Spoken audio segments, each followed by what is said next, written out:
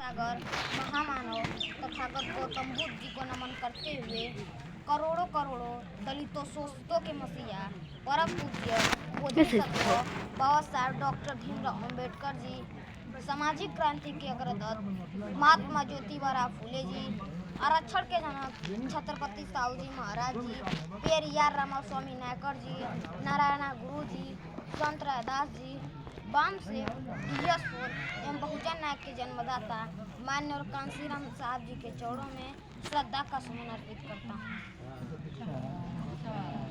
The Buddhist society of India के तत्वाधान में आज लोअर टीकर ग्राम सभा में धम्म गोष्ठी का आयोजन किया गया, जिसमें आप सभी उपासक उपासिकाओं को नमो बुद्धाय जय भीम।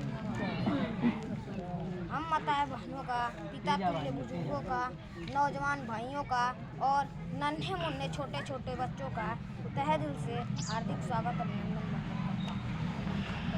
हमारे देश का संविधान दुनिया का सबसे बेहतरीन और शक्तिशाली संविधान है। बाबा साहब डॉक्टर भीमराव अम्बेडकर जी ने 26 नवंबर सन 1949 को संविधान को मुकम्मल करके भारत सरकार को सौंपा और 2 वर्ष 11 माह 18 दिन में 17 दिन में यह बनकर तैयार और इस देश का संविधान इस देश में लागू हुआ।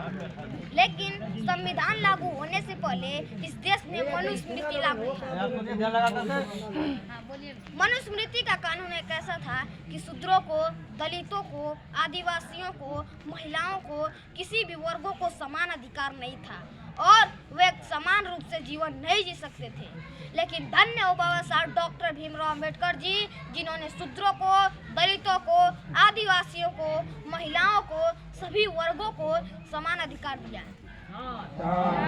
और उन्होंने एक सपना देखा था कि जो भी इस देश का दलित, शोषित, वंचित, पीड़ित समाज इस देश का शासक बने, इस देश पर राज करे। साथियों, 26 जनवरी सन 1950 को संविधान लागू होने के मात्र 10 साल बादों में हमारे समाज में सीएम, डीएम, इंजीनियर, प्रोफेसर आदि बनने लगे हैं। लेकिन अभी भी इस देश की कुर्सी यानी प्रधानमंत्री की कुर्सी पर दलित, शोषित समाज वंचित रह गया है। बाबा साहब डॉक्टर भीमराव अम्बेडकर जी ने अपने 4 बच्चों को खो करके यही सपना देखा था। उन्होंने देखा था कि दलित समाज, बहुजन समाज, SC, ST समाज, शूद्र समाज इस देश का शासक बने, इस देश पर राज करे। और बाबा साहब डॉक्टर भीमराव अम्बेडकर जी ने ऐसे ही जालंधर की सभा में संदेश देते हुए कहा था कि जाओ और जा करके अपने घरों की दीवारों पे लिख दो कि हम इस देश के मालिक हैं, हमको इस देश पर राज करना है, हमको इस देश पर शासन करना है। हम लोगों ने बाबा साहब डॉक्टर भीमराव अम्बेडकर जी की बात सुन करके अपने घर पर आए और हमने क्या किया, हमने पक्का मकान बनवाया और अपने घरों की दीवारों पे क्या क्या लिखवा दिया। जय माता दी, जय गुरुदेव, प्रभु नाम का, ओम नमः शिवाय, धन धन सतगुरु, एक तो ही निरंकार, एक तेरा ही सहारा।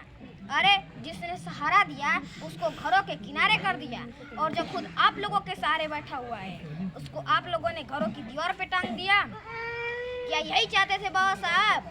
हम लोगों से बताइए।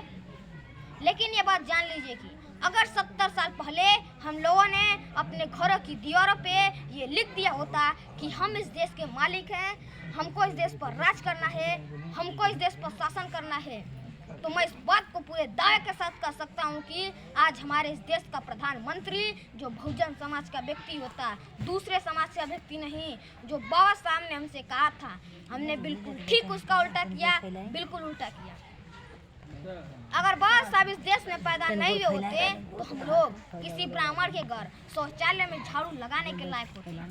और अगर बाबा साहब डॉक्टर भीमराव अम्बेडकर जी का इस देश में संविधान नहीं होता तो सार्वजनिक शिक्षा पे इतना पैसा नहीं खर्च होता और सार्वजनिक शिक्षा के भीतर एक ही बेंच पर ब्राह्मण और दलित का बच्चा पढ़ाई नहीं कर रहा होता। ये संविधान का, ये संविधान किसी एक जाति, किसी एक धर्म के लिए नहीं है।